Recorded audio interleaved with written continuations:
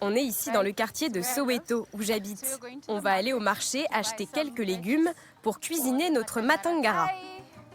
Bonjour, j'aimerais des pommes de terre et des oignons.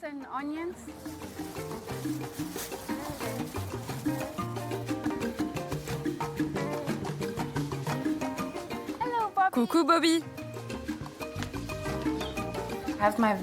J'ai mes légumes, on va pouvoir préparer le matangara, qui est un plat traditionnel composé de tripes.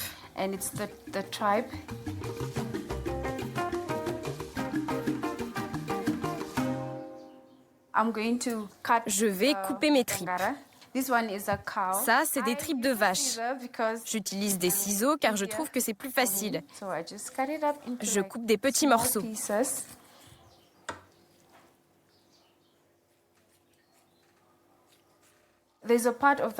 Lorsqu'on cuisine le matangara, tout le monde veut manger cette petite partie épaisse des tripes. Elle est bien grasse et c'est très savoureux. Il n'y a qu'un morceau. Parfois, les gens se lancent des petits jeux pour savoir qui va le manger. On va tout mettre dans ce que j'appelle la machine magique. C'est un autocuiseur. Ça rend la nourriture vraiment moelleuse lorsque vous la mangez. C'est génial. Je vais mettre un cube de bouillon de bœuf.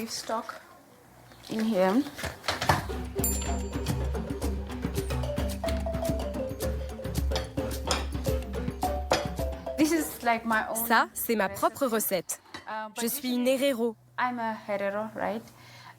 Et normalement, les héréros n'utilisent pas beaucoup d'ingrédients quand ils cuisinent le plat, juste du sel et du poivre. Mais moi, je lui ai donné une petite touche de modernité. J'aime ajouter des carottes parce qu'elles ajoutent un peu de couleur, des pommes de terre, de l'oignon et aussi beaucoup d'ail.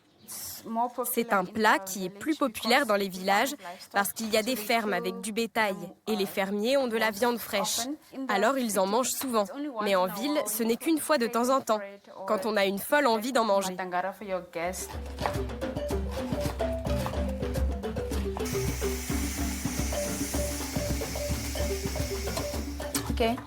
Notre matangara est prêt.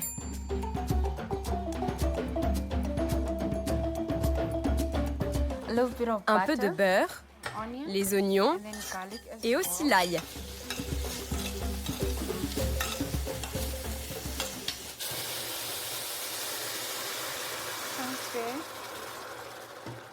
On verse les tripes avec l'eau de cuisson.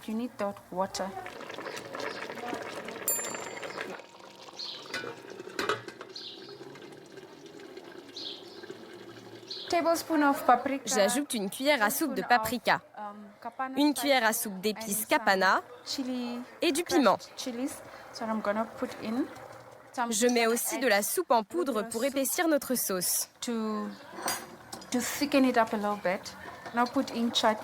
Ça, c'est du chutney.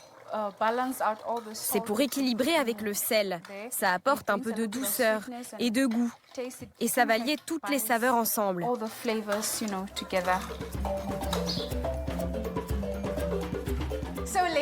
Les filles, le repas est prêt.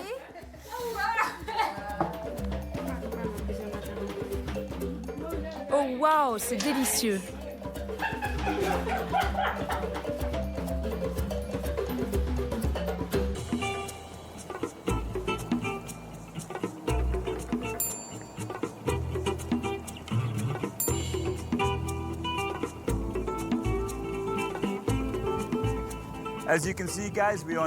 Comme vous pouvez le voir, nous sommes en plein milieu du désert du Namib. Et ce soir, nous allons préparer notre fameux ragoût de bœuf.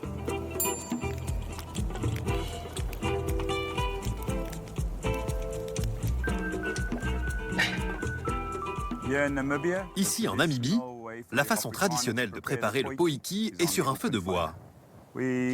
Comme notre marmite est en fer, elle a besoin d'être préchauffée avant que l'on mette nos ingrédients. On va la tourner pour qu'elle soit chaude partout.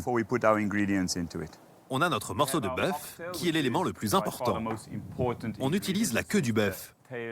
Et on a aussi des oignons jaunes, des pommes de terre, des carottes et plein de bonnes choses.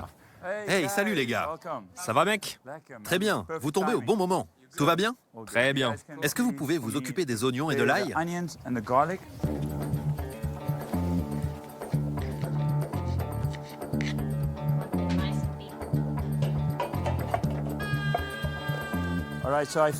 Alors, je vais assaisonner la viande avec un mélange d'épices colorées.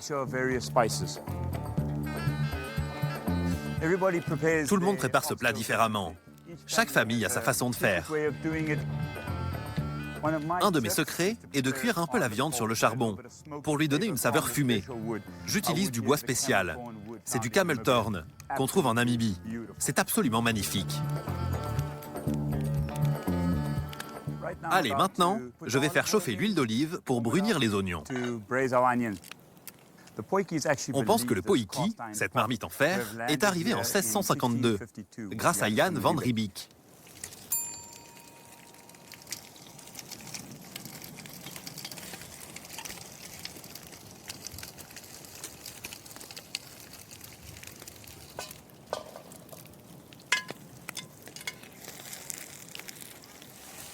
On ajoute un peu d'eau et c'est parti pour 4 à 6 heures de cuisson.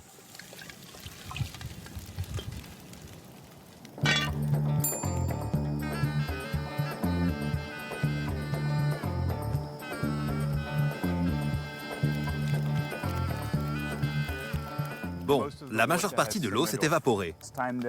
Il est temps d'ajouter l'ail et le vin rouge. Voici l'esprit du poiki. Des amis, la famille, dans la nuit, absolument magnifique.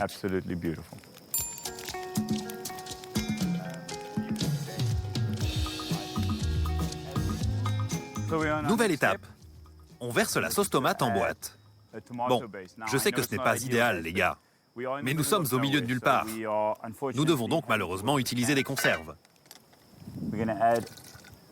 Un peu de piment, d'origan, de laurier, et enfin les légumes. C'est reparti pour 45 minutes.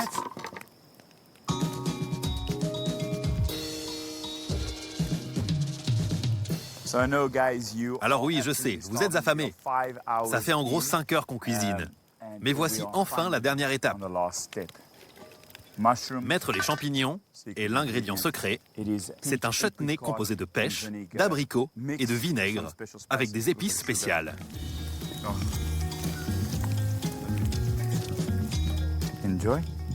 C'est super bon, mais si vous attendez jusqu'à demain matin, ça sera encore meilleur.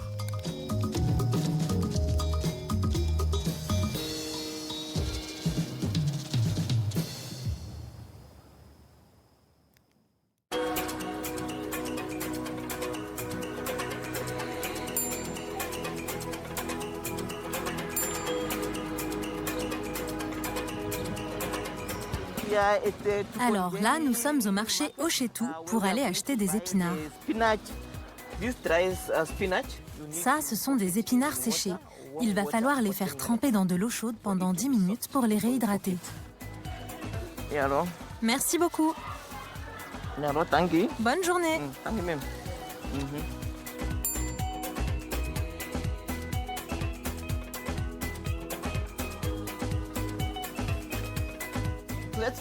Allez, c'est parti, on va cuisiner.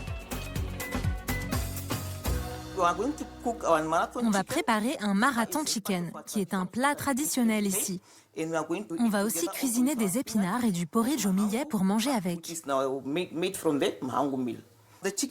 Le poulet va cuire longtemps, une grosse heure, car sa chair est assez ferme. Je vais mettre mon poulet dans la casserole. Ensuite, je vais mettre du sel dans un peu d'eau,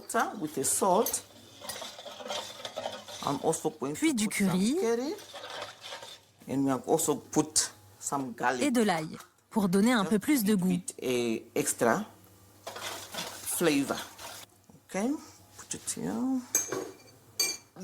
Le nom du plat vient de la manière dont on attrape le poulet. Dans les villages, ils sont élevés en liberté, jamais enfermés. Mais le jour où vous voulez en attraper un, il faut courir un marathon derrière lui, car il court vite. Vous avez déjà essayé d'en attraper un? Oui, car j'ai grandi au village. Parfois, je pouvais courir pendant 10 minutes avant d'en avoir un. Maintenant, on va préparer les épinards. C'est une plante très populaire dans le nord du pays. Un peu d'eau, mais pas trop. On couvre et on met sur la plaque électrique.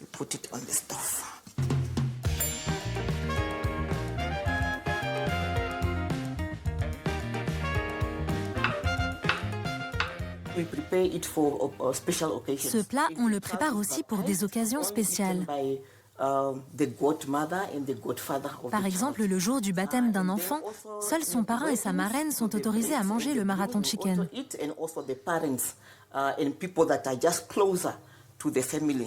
Et pour les mariages, ce sont les mariés et leur cercle proche qui mangent le poulet avec les épinards. Les autres invités mangent autre chose. J'ajoute aux épinards un peu de tomates et d'oignons. C'est le moment de préparer notre porridge. On va utiliser de la farine de maïs.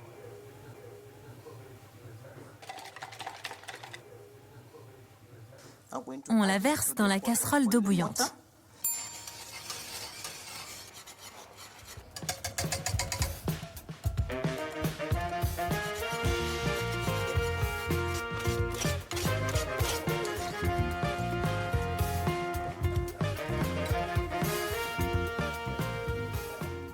Le poulet est cuit. Je vais le colorer un peu.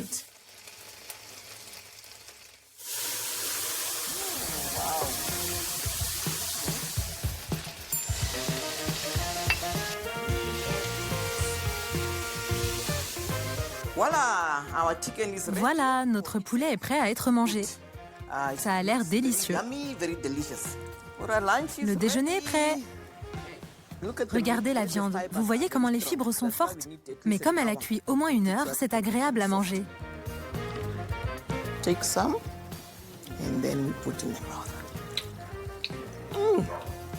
C'est très bon.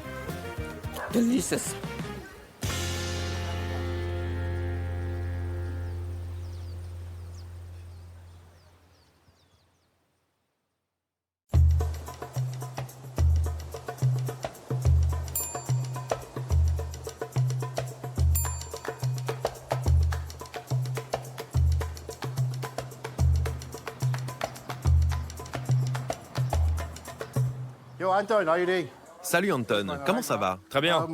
Il me faudrait du gibier. Tu veux quoi? J'ai de l'oryx, du zèbre, de la girafe. Le meilleur. Du filet ou du steak? C'est quoi? Un rump steak d'oryx. Très bien. Alors, nous avons la viande, j'ai fait les courses, on a tout ce qu'il nous faut.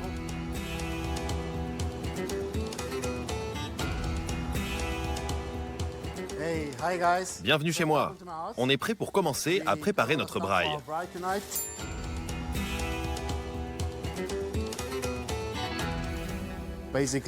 Alors, ce qu'on va faire ce soir, c'est ce que nous appelons un braai, qui se traduit tout simplement par barbecue. Là, je prépare le feu avec quelques bûches de bois.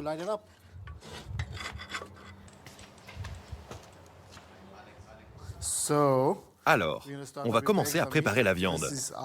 Ça, c'est notre filet d'oryx. On commence par enlever cette partie grise, parce que ce n'est pas très agréable à manger.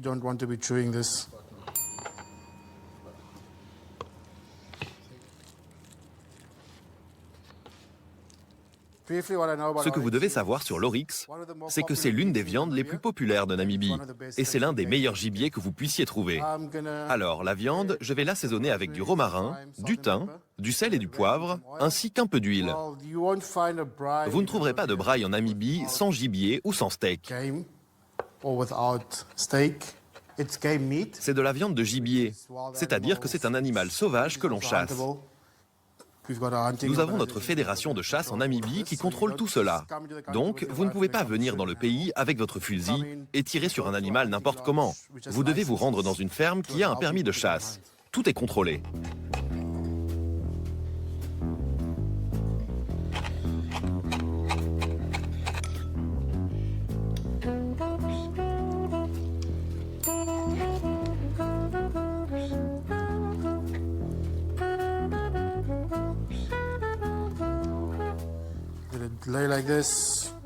On met la viande au frais jusqu'à ce qu'on soit prêt à la faire cuire. Maintenant, on s'occupe du rhum steak d'Oryx. On va faire une marinade différente.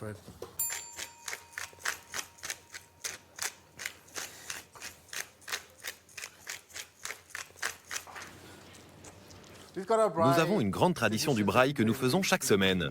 On invite des amis, on passe un bon moment, on se détend tous ensemble après une longue semaine de travail. Aujourd'hui, c'est chez moi, la semaine prochaine, c'est chez un autre ami. C'est chacun notre tour.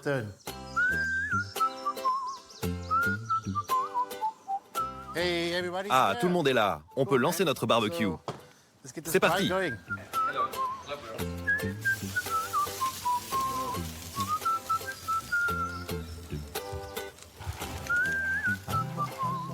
Le repas est prêt. On peut attaquer.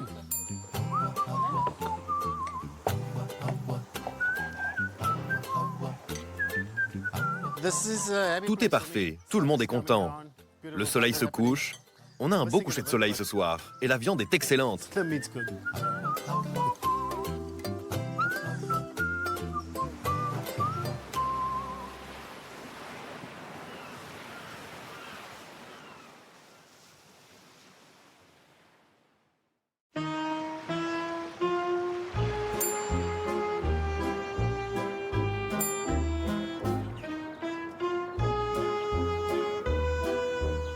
Bienvenue à Swakopmund. Swakopmund est la ville de Namibie la plus connue pour son colonialisme allemand.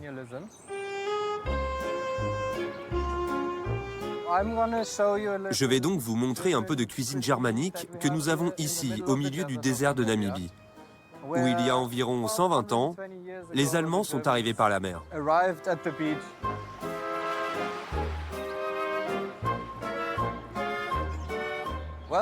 Bienvenue en Petite Bavière. Nous allons préparer un grillax, comme en Bavière, c'est-à-dire cuit au four et bien croustillant à l'extérieur.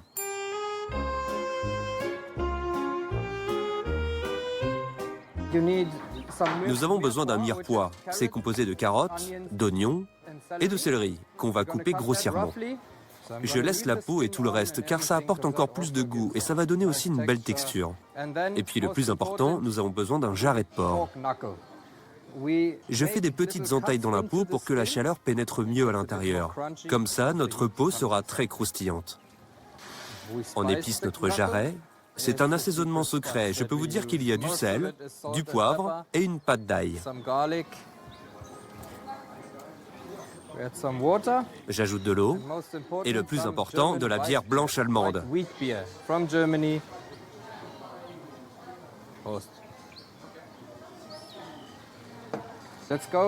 Allez, c'est parti, on va mettre au four.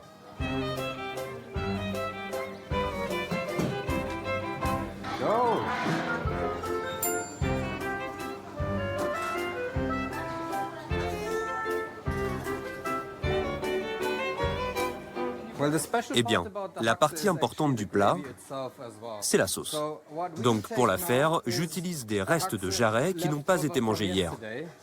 Je le mets dans une casserole et j'ajoute aussi le mirepoix et son jus.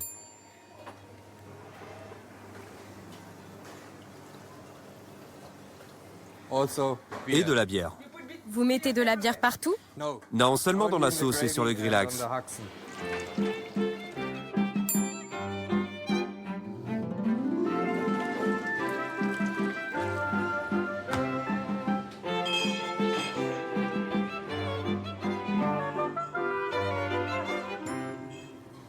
Je sors notre sauce du frigidaire. Je prends le gras sur le dessus pour faire un roux. J'ajoute à peu près la même quantité de farine. Et maintenant, nous avons le jus.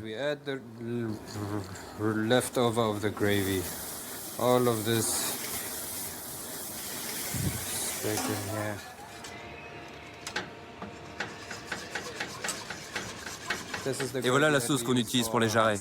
Et là, c'est prêt? Ouais, c'est prêt.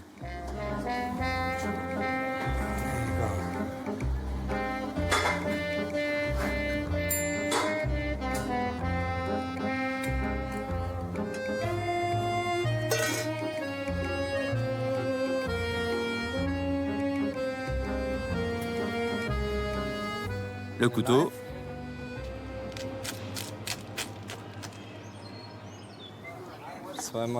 Et voici le grillax, monsieur. Bon appétit. Ça a beaucoup de goût. J'adore.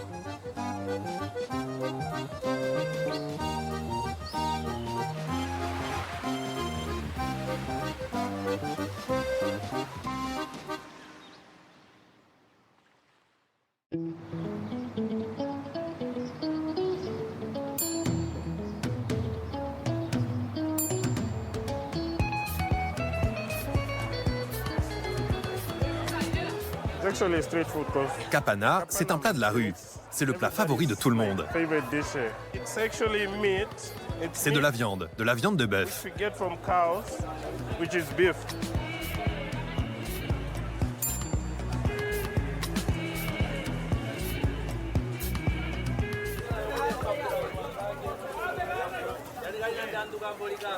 Je la cuis comme ça, sur le feu, avec un peu d'huile. Le but, c'est de la rendre juteuse et tendre, mais surtout appétissante pour le client. Regardez tous ces gens, il y a foule. Je dois m'occuper de tout le monde. Je dois préparer la viande le plus rapidement possible. Je dois rester bien concentré. Je fais ça depuis 7 ans. On coupe en fines tranches pour que ça cuise plus vite, car les gens sont pressés.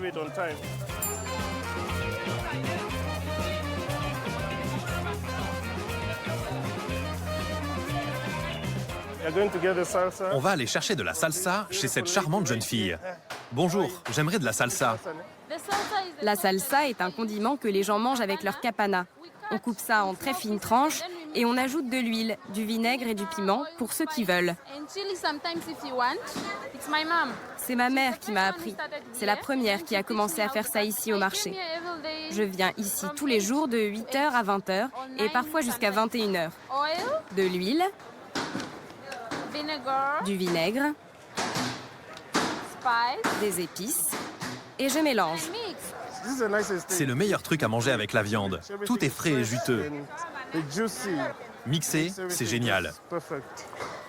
Oui, c'est facile. Tiens la salsa. Maintenant, il nous manque le fat cake. Allez, on y va. Hé, mon frère!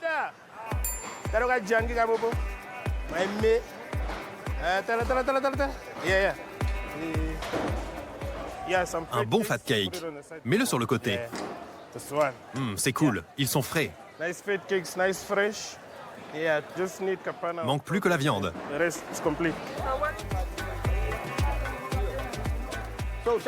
Shafa, comment ça va mon frère? Une barquette s'il te plaît. Le kapana, on peut le manger tous les jours. Ça fait partie de notre culture. On peut commencer une soirée en mangeant un kapana ou le manger le lendemain après une soirée bien arrosée.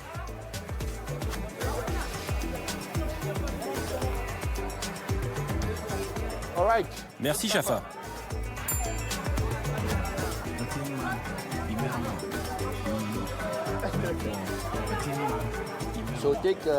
Alors, on prend un morceau de pain,